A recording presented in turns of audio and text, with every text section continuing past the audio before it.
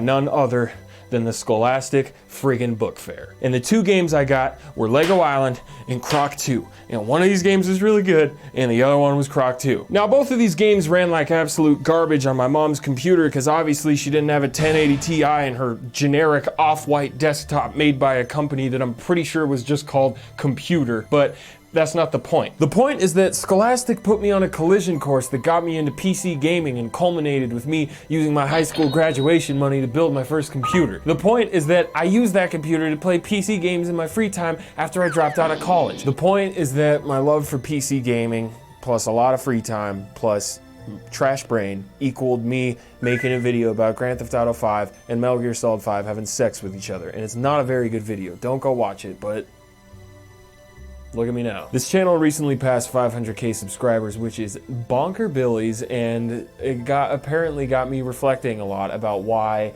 I love gaming and PC gaming. I don't know why I have like a mad tone when I'm talking about this. But apparently that led me to the Scholastic Book Fair and me wishing I still had all my spy gadgets, so maybe I could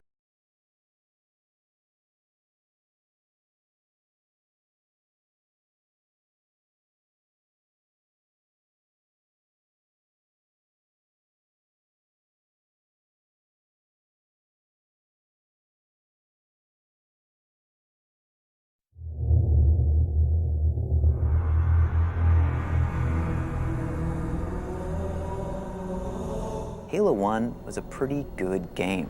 Not just gameplay-wise, I mean, it was fun. Halo 1 was fun. I think we spent years, frankly, at this point, saying, how do we ratchet the bar across the board up for Halo 2? In a lot of ways, Halo 2 is just an extension of all the excitement we felt at the end of Halo 1 and that we didn't get to, express.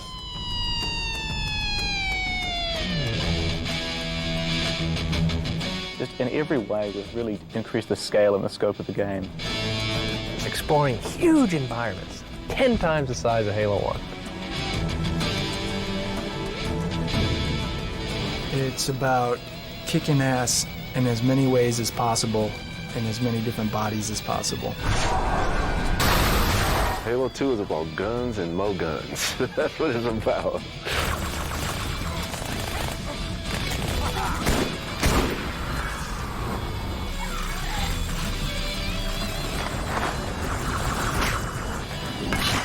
There's a lot of the story that we didn't get to tell.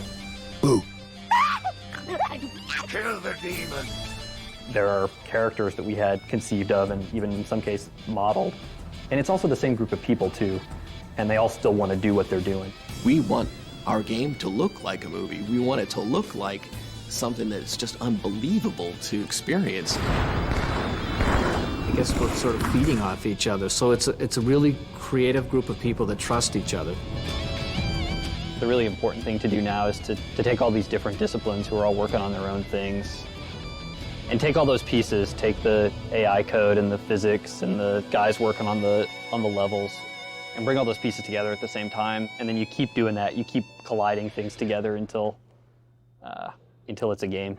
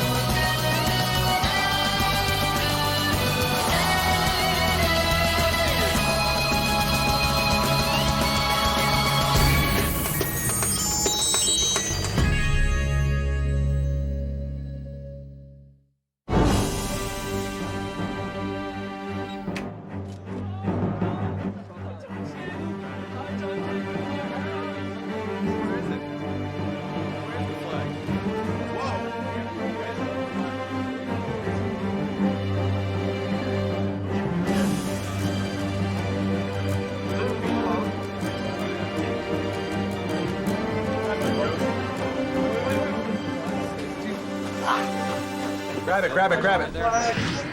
Keep going, I got your back.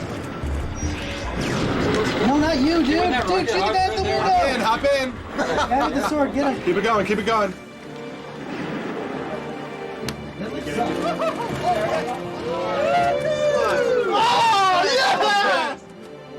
This process began with the end of Halo and realizing all the stuff that we had left out.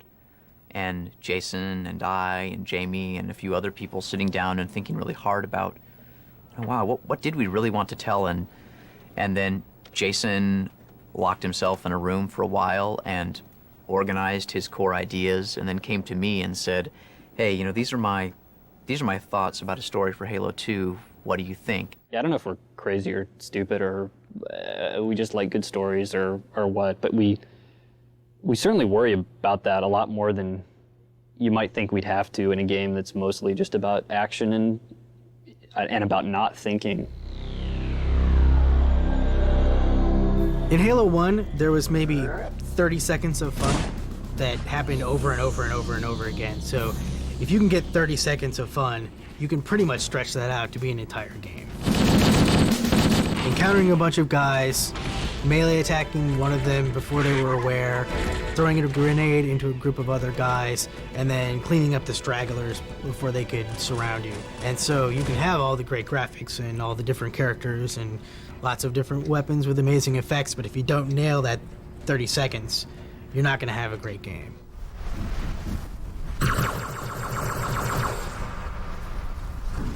This is the copy of the script, the cinematic script for Halo. This document needs to talk to programmers and artists and animators and everybody. This is 160 pages worth of cinematics. That's kind of crazy if you just think about it on its own. But when you look at a game which is 15 levels long and with a couple protagonists and a fairly complex story arc, I mean, when you need to drive the player's experience for 20 hours of gameplay, say, 120 minutes of cinematics doesn't really seem that out of proportion. But just to look at it prima facie, it's pretty daunting. You think, my God, you're making a feature film. Why was it not destroyed with the rest of their fleet? It fled as we set fire to their planet. But I followed with all the ships in my command. When you first saw Halo, were you blinded by its majesty? It's not about making it complex, and it's not about playing movies for 2 hours between every 5 minutes of gameplay, but the more you can make somebody believe that they're in this cool place, that they're on Halo fighting the Covenant instead of whatever, sitting in their living room at 2 in the morning trying to, finish some stupid video game. I will continue my campaign against the humans. There's a lot of complexity here up in this geometry, but look down now. There's very little of that down here. Oh, right. And I think we should try to flip-flop some of that. We start with the story, first of all. We get a good background to the entire game, just a foundation for things, and then we start building levels off of that. This particular level that I'm looking at right now is called the Sentinel Headquarters. The Sentinel is this hovering character. They don't need floors. They can fly up through the ceilings, they can fly through portals that are 20 feet up. But you as the character will have the challenge of traversing this interesting terrain inside the structure, up and across beamwork and through these little portals throughout the space. So it's gonna be really interesting for the player to explore.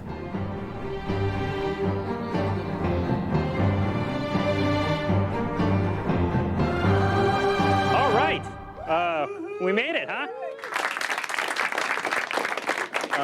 All right, Michael's going to talk about the engineering and stuff. It's amazing to me how good stuff looks and how much progress we have, but something I've been thinking a lot about is E3. E3 stands for the Electronic Entertainment Expo, and it's the biggest event in the video game world where all the developers and all the publishers and all the gaming press all get together for, it's almost a week-long carnival, practically. Trade shows are useful because they make you get your shit together. It's important for us to get excited about what we get